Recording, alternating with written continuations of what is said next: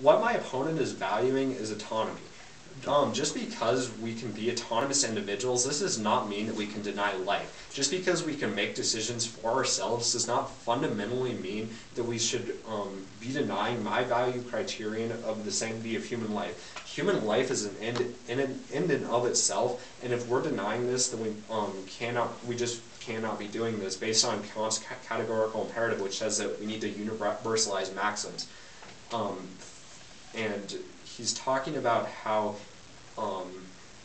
he's talking about in his value criterion the preservation of rights. This is fundamental to the negative case, because basically if we're preserving rights, then we're ensuring that people's sanctity of life is maximized. This is a fundamental right that cannot be denied by a government by legalizing voluntary euthanasia.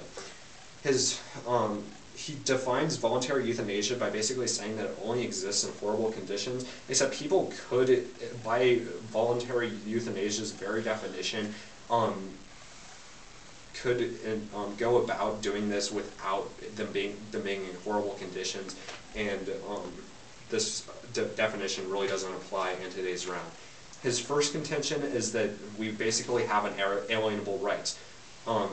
And first off, look to the fact that an alienable right for us is the value of life. We need to be valuing life above all else, as is explained by John Finnis at Cambridge.